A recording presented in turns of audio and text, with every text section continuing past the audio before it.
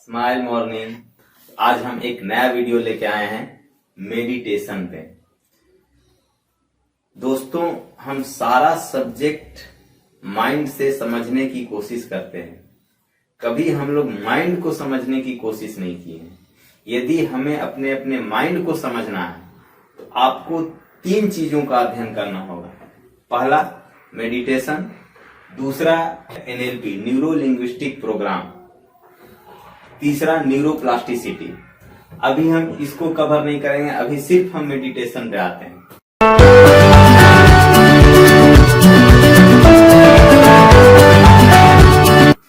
Meditation पे बहुत सारे रिसर्च किए जा चुके हैं। हम जहां से स्रोत लिए हैं वो स्रोत मैं आपको बता देता हूं। एक बुक है स्माइल मेडिटेशन, प्रोफेसर पार्क जे वू का। उन्हीं का स्माइल मेडिटेशन के नाम से एक और बुक है भूपिंदर कौर का। और mindvalley.com एक वेबसाइट है जिसको विसेन लखानी चलाते हैं, और इनका यूट्यूब चैनल भी है। नेट से, वेबसाइट से मैंने इस सारे रिसर्च को आपके सामने लेकर आया हूं। चलिए शुरू करते हैं। Benefits of meditation. मेडिटेशन के क्या क्या बेनिफिट्स हैं? पहला है डिक्रीज डिप्रेशन एंड एंजाइटी। यदि आप मेडिटेशन करते हैं तो डिप्रेशन, एंजाइटी ये सब घट जाएगा।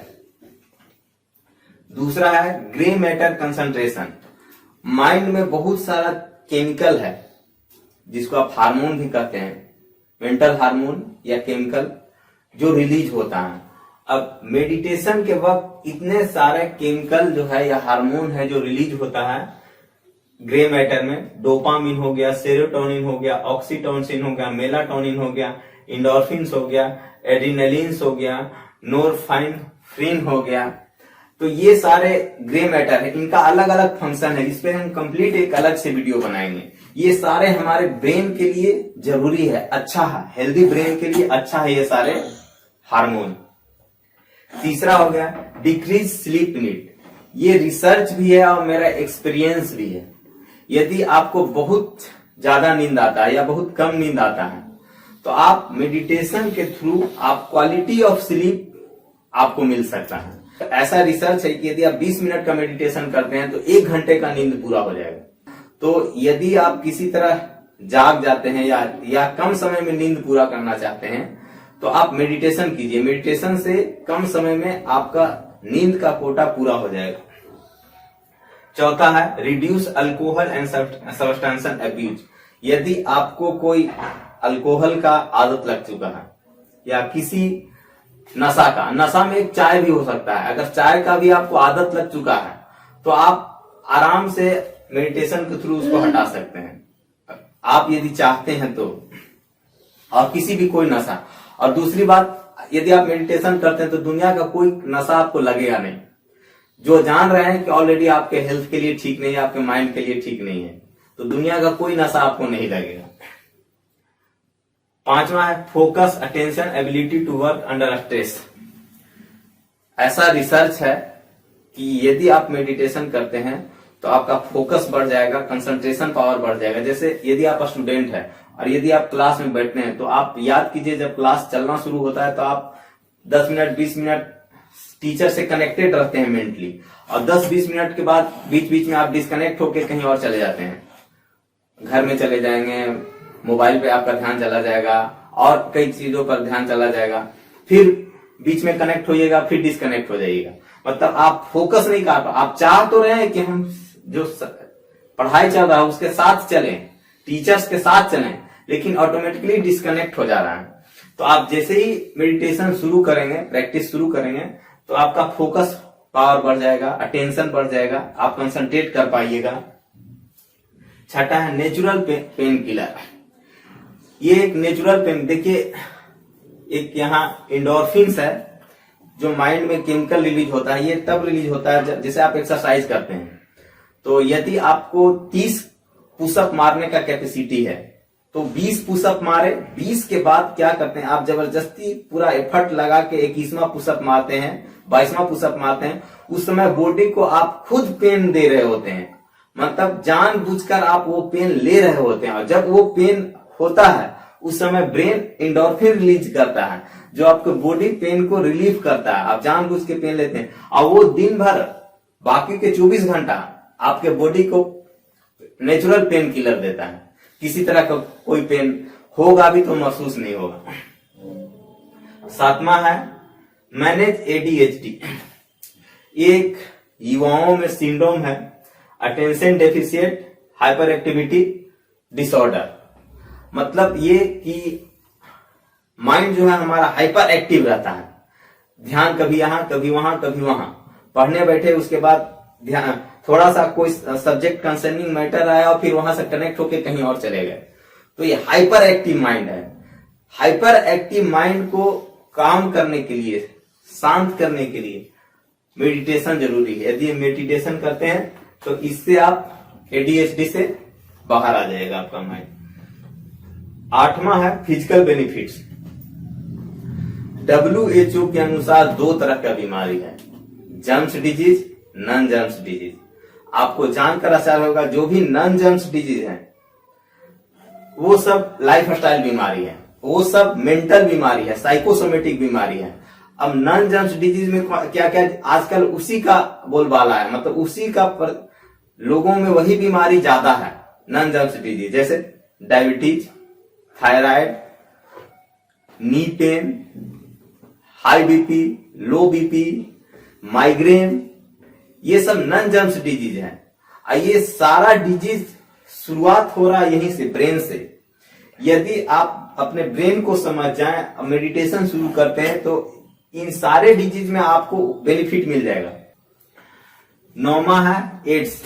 आपको जानकर आश्चर्य होगा कि इस पर एक बहुत बड़ा रिसर्च हुआ है कि एड्स के पेशेंट पे रिसर्च किया गया मेडिटेशन का। CD4T सेल्स होता है जो इम्यूनिटी पावर का ब्रेन सेल्स है। तो ऐसा देखा गया है, जो एड्स पेशेंट को मेडिटेशन कराया गया, उनका CD4T सेल्स बढ़ गया बॉडी में। अब जैसे ही ये सेल्स बढ़ा तो उसका बॉडी का इम्यूनिटी पावर बढ़ गया। अब बॉडी का इम्यूनिटी पावर बढ़ गया तो उनको एड्स को क्यूर करने में बहुत बड़ा मदद मिल गया उनको बॉडी में। ऐसे ही कैंसर से भी है। आप अमेरिका में भी एक संस्था चल रहा है लुइस एल हे का। लुइस एल हे का एक बुक मिल जाएगा, you can heal your life, Amazon पर। लुइस एल हे को कैंसर हुआ और कैंसर दवा के थ्रू ठीक नहीं हुआ, दवा हेल्प जरूर किया, लेकिन वो कैंसर अपना मेडिटेशन और एक्टिविटी के थ्रू ठीक किया। आज वो संस्था चल रहा है जहां लाखों लोग वहां जाते हैं अमेरिका में, और अमेरिका के लोग भी, जहां वो कैंसर ठीक करती है। मतलब 2-3 महीने का साथ रहना होता है, वहां रेसिडेंशियल है, और वहां वो कैंसर ठीक करके वहां से लोगों को भेजती है। तो आप लुइस एल हे का बुक पढ़ सकते हैं। आगे है रिलेशनशिप।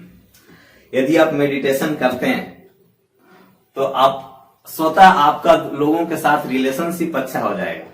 यदि आपका रिलेशनशिप में रायता फैला बैठा है तो आप अपने माइंड को समझिए, मेडिटेशन कीजिए और लोगों के साथ रिलेशनशिप को अच्छा बनाइए। 11वां है रिड्यूस इमोशनल ईटिंग। जो लोग फैटी हैं या मोटे हो गए हैं तो सिंपल सा चीज है कि वो ज्यादा खाते हैं। ज्यादा खाने का कारण है कि आप इमोशनल ईटिंग करते हैं। इमोशनल ईटिंग मतलब आपको टेस्ट लग रहा है, टेस्ट आ रहा है, आप खाते जा रहे हैं, खाते जा रहे हैं, खाते जा रहे हैं, तो ये होता है इमोशनल ईटिंग।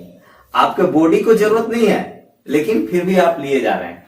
तो आप जैसे ही मेडिटेशन शुरू करेंगे तो इमोशनल ईटिंग आपका खत्म हो जाएगा। आपको जितना जरूरत है उतना ही खाइएगा। जो ज्यादा खाने की आदत है वो आप स्वतः खत्म हो जाएगा। Peace of mind, positive feeling. Meditation शुरू कीजिएगा, ये रिसर्च भी है और मेरा एक्सपीरियंस भी है। जिसे ही आप मेडिटेशन शुरू कीजिएगा तो आपको माइंड पीसफुल हो जाएगा, पॉजिटिव फीलिंग रहेगा। असल में जो मेडिटेशन है वो पीसफुल माइंड के लिए ही है। नेक्स्ट है इम्यूनिटी पावर। ये इसी से रिलेटेड है जो हम आपको बता चुके हैं। यदि आप मेडिटेशन करते हैं, मेडिटेशन प्रैक्टिस करते हैं डेली, तो आपका बॉडी का इम्यूनिटी पावर बढ़ जाएगा। Reduce mental fear. 2 तरह का फियर होता है, मेंटल फियर, फिजिकल फियर। एक फिजिकल फियर है, सांप आ गया, डर होना चाहिए। बिच्छू आ गया, डर होना चाहिए, वो आपको नुकसान पहुंचा सकता है। कोई डंडा लेके आके आपको मार रहा है तो फिजिकल फियर है, आपको उससे बचना है, उससे डर होना चाहिए। छत से कूद जाने का डर होना चाहिए। एक दूसरा है मेंटल फियर। मेंटल फियर कहते हैं उसको, जैसे माइक पे भाषण देने का डर, क्लास में कुछ जेन्युइन प्रश्न आ रहा है लेकिन टीचर से पूछने में डर लगता है बहुत सारे बच्चों को, और बहुत सारा अपना फीलिंग है, कुछ एक्सप्रेशन है, उसको एक्सप्रेस करने में डर लगता है। तो ये मेंटल फियर है। अगर आप मेडिटेशन करते हैं तो मेंटल फियर अपने आप आपका आउट हो जाएगा, बाहर हो जाएगा। Reduce mental fear, generate gamma waves. ये रिसर्च है, अभी इस पर और रिसर्च चल रहा है। जो भी मॉन्क हैं, जो बौद्धिस्ट होते हैं, मॉन्क होते हैं, वो लंबे समय तक मेडिटेशन करते हैं, ऐसा ब्रेन से गामा वेव्स निकलना शुरू होता है, जो हमारे बॉडी के लिए, माइंड के लिए बहुत अच्छा है। तो आज के वीडियो में इतना ही।